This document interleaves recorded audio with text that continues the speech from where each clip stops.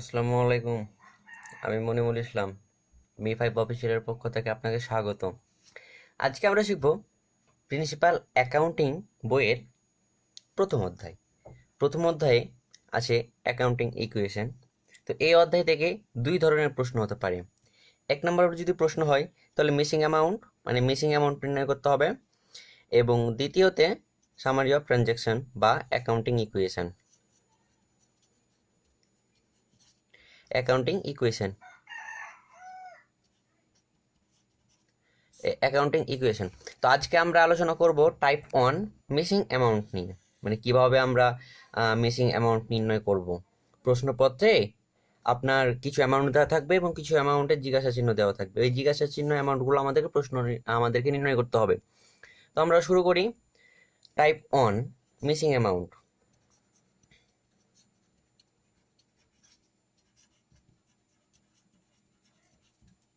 Missing amount তো আমরা এই টাইপের অঙ্কের মাধ্যমে বুঝে নিব। এইখানে যে দুইটা অঙ্ক দেওয়া আছে, এই দুইটা অঙ্কই ভালো অঙ্ক, এবং এই দুইটা অঙ্কের বাইরে কোনো মিসিং অ্যামাউন্ট রুলস নেই তেমন। এবং এই দুইটা অঙ্ক যদি আপনারা ভালোভাবে বুঝতে পারেন তাহলে মিসিং অ্যামাউন্ট থেকে যেভাবে প্রশ্ন আসুক না কেন আপনারা করতে পারবেন।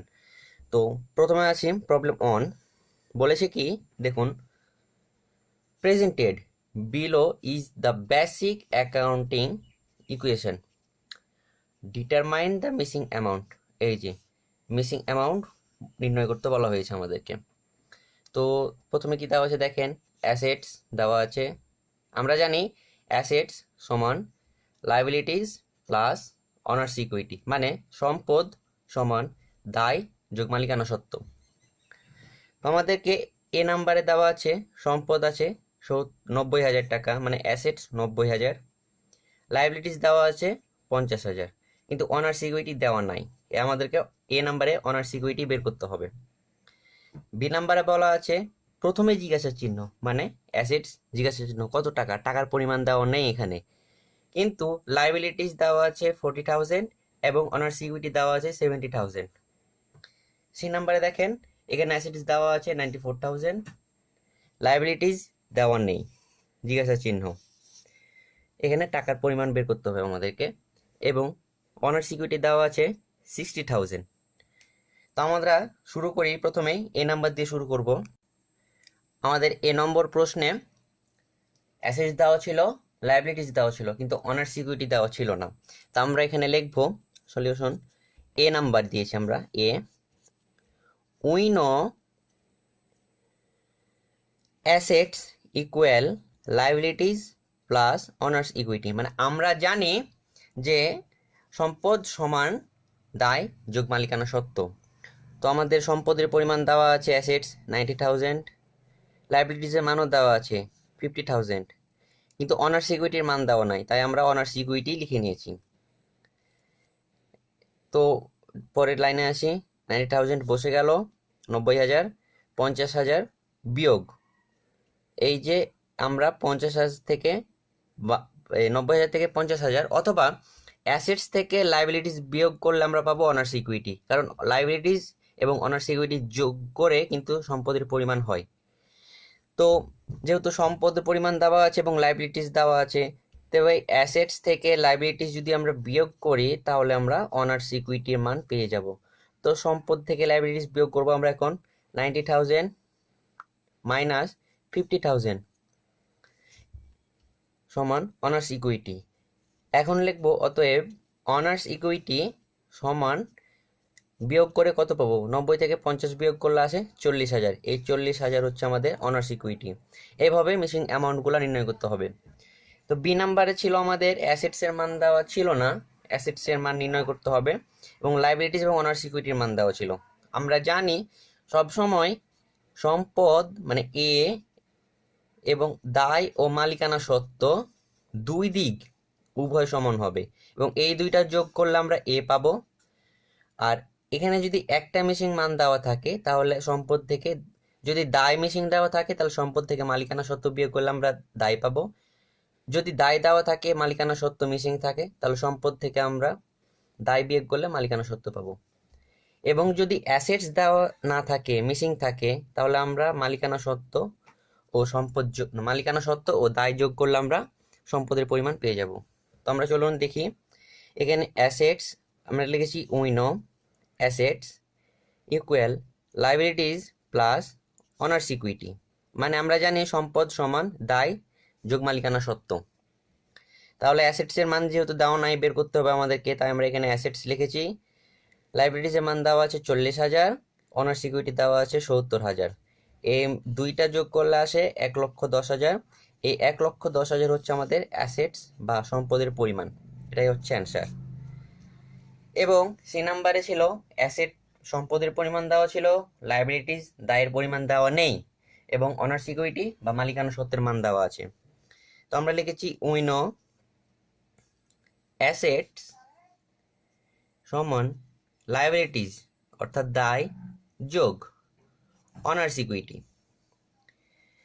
অ্যাসেটস দেওয়া আছে 94,000 টাকা, লাইবিলিটিস দেওয়া নেই তাই আমরা লাইবিলিটিস লিখে নিয়েছি এখানে, এবং অনার্স ইকুইটি দেওয়া আছে 60,000 টাকা। তো 94,000 থেকে 60,000 বিয়োগ করলে আমরা লাইবিলিটিসের মান পাবো, অর্থাৎ দায়ের পরিমাণ বের করতে হবে আমাদেরকে। তো আমরা সম্পদ থেকে মালিকানা সত্ত্ব বিয়োগ করলে আমরা দায়ের পরিমাণটা পেয়ে যাব।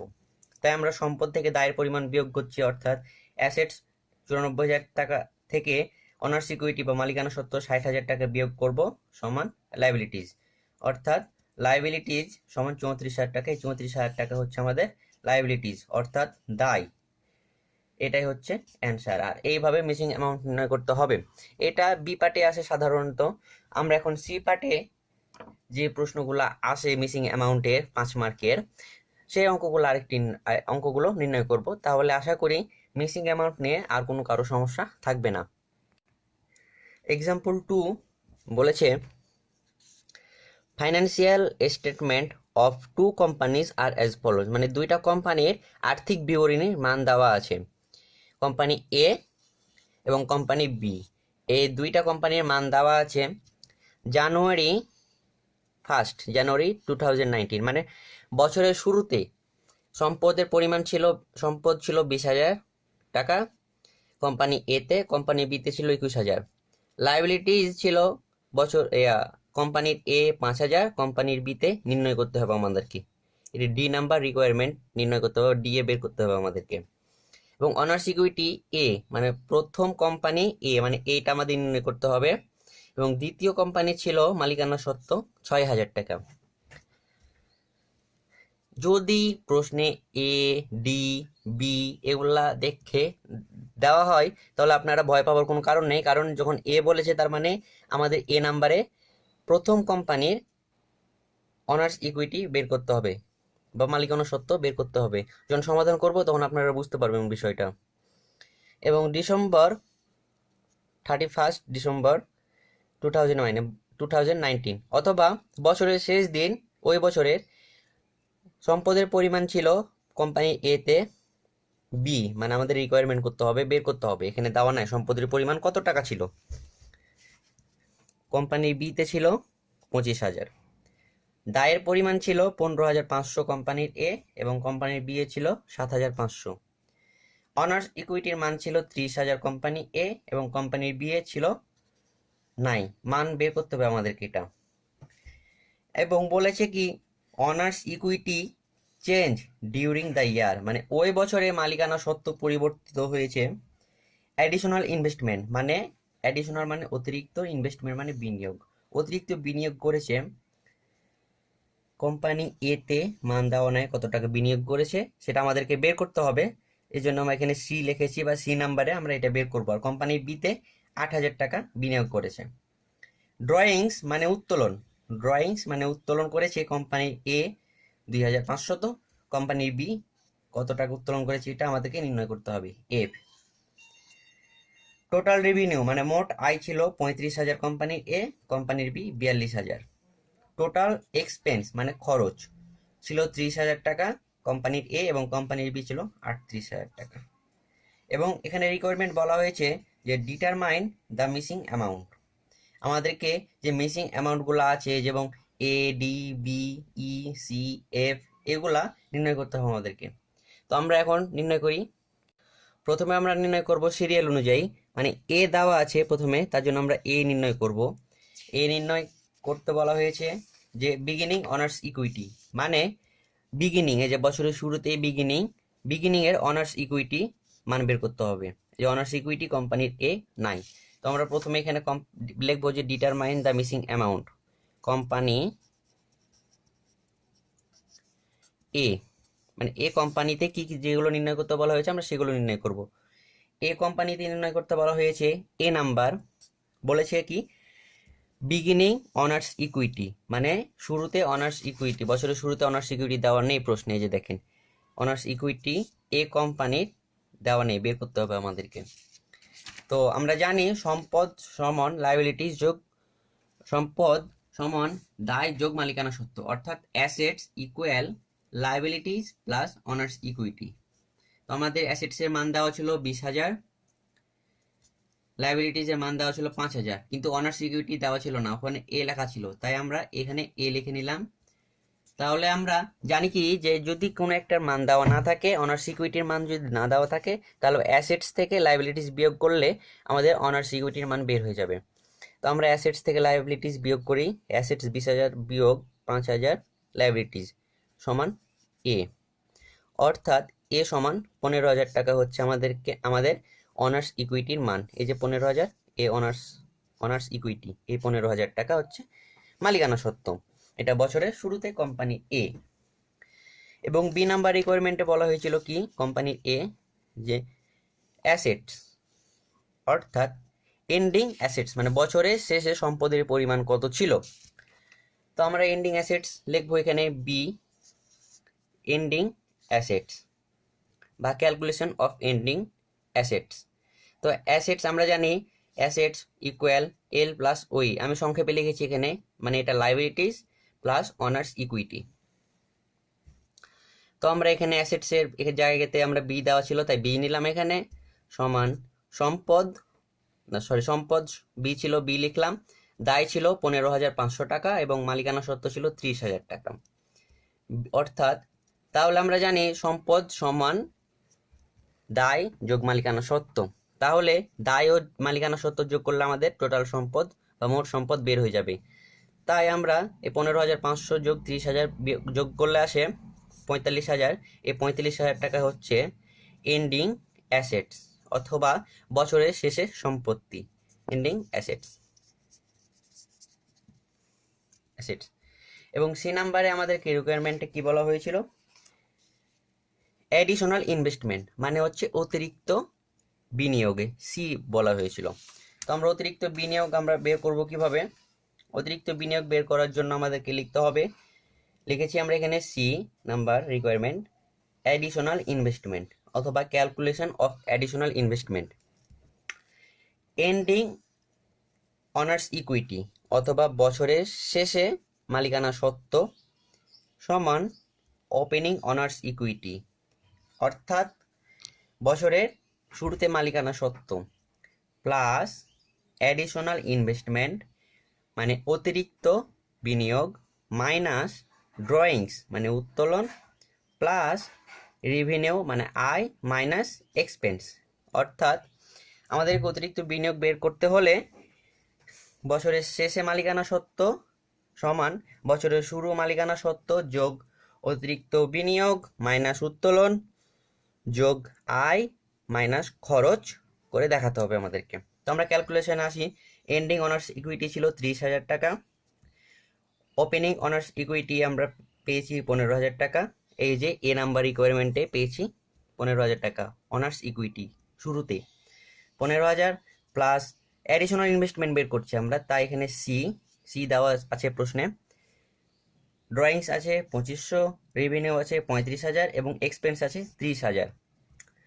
তো 30,000 সমান এই 15,000 বিয়োগ 2500 যোগ 35,000 মাইনাস 30,000, এইটি ক্যালকুলেশন করলে আসে আমাদের 17,500 প্লাস সি, এই যে সি। এখন আসে 30,000 বিয়োগ এই 17,500কে আমরা বিয়োগ করব 30,000 থেকে সমান সি, তাহলে আমরা সি এর মান পেয়ে যাব। তাহলে সি এর মান পেলাম আমরা, এই 30,000 থেকে 17,500 বিয়োগ করলে আসে 12,500, এই 12,500 হচ্ছে অতিরিক্ত বিনিয়োগ বা অ্যাডিশনাল ইনভেস্টমেন্ট। কোম্পানি এ অতিরিক্ত বিনিয়োগ করেছে এই 12,500 টাকা। এবার আমরা কোম্পানি বি এ নির্ণয় করব। কোম্পানি বিতে কি কি চাওয়া হয়েছে সেগুলো নির্ণয় করব আমরা এখন। কোম্পানির বিতে প্রথমে চাওয়া হয়েছে ডি নাম্বার রিকোয়ারমেন্টে লাইবিলিটিস। কোম্পানির বি এ ওপেনিং লাইবিলিটিস বা বিগিনিং লাইবিলিটিস। তো আমরা বিগিনিং লাইবিলিটিস এখানে লিখেছি ডি নাম্বার, ওপরে লিখবো বি কোম্পানি। তারপর ডি নাম্বার বিগিনিং লাইবিলিটিস অথবা calculation for beginning liabilities. Assets equal liabilities plus owners equity. তো আমাদের এখানে সম্পদের পরিমাণ দেওয়া আছে 21,000, অ্যাসেটস এবং লাইবিলিটিস দেওয়া নাই, লাইবিলিটিস জায়গাতে ডি দেওয়া আছে তাই ডি প্লাস অনার্স ইকুইটি দেওয়া আছে 6,000। তো 21,000 থেকে 6,000 বিয়োগ করলে আমরা লাইবিলিটিসের মান পেয়ে যাবো, অর্থাৎ সম্পদ থেকে মালিকানা সত্ত্বর পরিমাণ বিয়োগ করলে। তাই আমরা 21,000 থেকে 6,000 বিয়োগ করলে আসে 15,000। এই 15,000 হচ্ছে আমাদের বছরের শুরুতে দায় কোম্পানি বির বা বিগিনিং লাইবিলিটিস। এবং ই নাম্বারে বলা হয়েছে আমাদেরকে যে এন্ডিং অনার্স ইকুইটি, মানে বছরের শেষে মালিকানা সত্ত্ব কত ছিল। তো আমরা লিখেছি এখানে ই এন্ডিং অনার্স ইকুইটি অথবা ক্যালকুলেশন অফ অনার্স ইকুইটি। তো assets equal liabilities plus owners equity. তো অ্যাসেটসের পরিমাণ দেওয়া ছিল আমাদের 25,000 কোম্পানি বি এবং লাইবিলিটিস ছিল 7,500 এবং অনার্স ইকুইটির মান দেওয়া নাই, এটা ই দেওয়া আছে, আমাদের এই মানটা বের করতে হবে। তাই 25,000 থেকে 7,500 বিয়োগ করলে আসে 17,500। এই 17,500 হচ্ছে আমাদের অনার্স ইকুইটি অথবা বছরের শেষে মালিকানা সত্ত্ব। এবং এফ নাম্বারে বলেছে আমাদের ড্রয়িংস অথবা ড্রয়িংসে আমাদের এফ নাম্বার ছিল অথবা ড্রয়িংসের উত্তোলন এর কোনো টাকা ছিল না যে কত টাকা উত্তোলন করেছিল। তো আমরা সেমভাবে যেভাবে অ্যাডিশনাল ইনভেস্টমেন্ট বের করলাম সেম সূত্র হবে এখানে ড্রয়িংসে বের করার জন্য। তো ড্রয়িংস বের করার জন্য সূত্রটা আমরা আবার দেখে নিই। Ending owners equity equal opening honours equity plus additional investment minus drawings মানে উত্তোলন প্লাস রেভিনিউ মানে আয় মাইনাস এক্সপেন্স মানে ব্যয়। তো আমাদের এন্ডিং অনার্স ইকুইটি ছিল 17,500, যেটা আমরা এই যে এন্ডিং অনার্স ইকুইটি বের করেছি 17,500 টাকা কোম্পানি বির এটা, তাই 17,500 সমান ওপেনিং অনার্স ইকুইটি ছিল 6,000, অ্যাডিশনাল ইনভেস্টমেন্ট বের করেছি ছিল 8,000 এবং এই এফ মানে ড্রয়িংস কিন্তু এফ দেওয়া আছে তাই আমরা ড্রয়িংসের পরিমাণ নির্ণয় করব। রেভিনিউ ছিল 24,000 মাইনাস এক্সপেন্স খরচ ছিল 38,000। তো 17,500 বসে গেল, এই 6,000 যোগ 8,000 যোগ 24,000 মাইনাস 38,000 বিয়োগ করলে হয় 18,000 মাইনাস এফ। আমরা এফ কে এইদিকে নিয়ে আসলাম, তাই 18,000 থেকে 17,500 বিয়োগ করলে থাকে 500, অর্থাৎ এফ এর মান হচ্ছে 500। এই 500 টাকা হচ্ছে ড্রয়িংস এর পরিমাণ অথবা 500 টাকা উত্তোলন করা হয়েছিল। এই 500 টাকা, এই যে এফ, এই 500 টাকা হচ্ছে এফ এর পরিমাণ। এফ ছিল ড্রয়িংসে অথবা নির্ণয় করতে বলা হয়েছে, এই 500 টাকা উত্তোলন করেছিল। তো বন্ধুরা এইভাবেই মিসিং অ্যামাউন্টগুলো নির্ণয় করতে হয়। এবং এই অধ্যায়ের অঙ্ক করার জন্য সর্বপ্রথম যে জিনিসটা সব থেকে ভালোভাবে মুখস্থ থাকা লাগবে সেটা হচ্ছে এ ইকুয়াল এল প্লাস ওই, অর্থাৎ সম্পদ সমান দায় যোগ মালিকানা সত্ত্ব। এইটা ভালোভাবে মুখস্থ করা লাগবে। আর আপনারা বই থেকে দেখে নেবেন কোনগুলো সম্পদ, কোনগুলো দায় এবং কোনগুলো মালিকানা সত্ত্ব, তাহলে আপনাদের পরবর্তীতে অঙ্কগুলো করতে খুব সুবিধা হবে। তো আজকে ছিল এতটুকুই। আগামীকালকে আমরা শিখবো যে সামারি অফ ট্রানজাকশন অথবা অ্যাকাউন্টিং ইকুয়েশন, কিভাবে আমরা একটি নির্দিষ্ট ছকের মাধ্যমে সম্পদ এবং দায় দুদিকেই সমান করব বা সমান হবে। এই একটি ছকের মাধ্যমে সম্পদ এবং দায় দুটাই সমান হবে। তো আগামী ক্লাসে আমরা সামারি অফ ট্রানজাকশন অথবা অ্যাকাউন্টিং ইকুয়েশন শিখবো খুব ভালোভাবে। তো আজকে পর্যন্তই, আগামীকালকে আবার দেখা হবে আপনাদের সাথে। আশা করি আপনারা খুব ভালো থাকবেন, সুস্থ থাকবেন এবং আমার সাথেই থাকবেন। আর ম্যাথ করার জন্য কোনো প্রবলেম নেই, কারণ ভিডিও ডিসক্রিপশন বক্সে দেওয়া আছে একটি পিডিএফ ফাইল লিঙ্ক। সেই পিডিএফটা ডাউনলোড করলেই আপনারা ওখানে অনেকগুলো ম্যাথ দেখতে পাবেন। সেই ম্যাথগুলো করলে আশা করি আপনাদের আর কোনো সমস্যা থাকবে না, পরীক্ষাতে আপনারা খুব ভালোভাবেই উত্তর করতে পারবেন। ধন্যবাদ।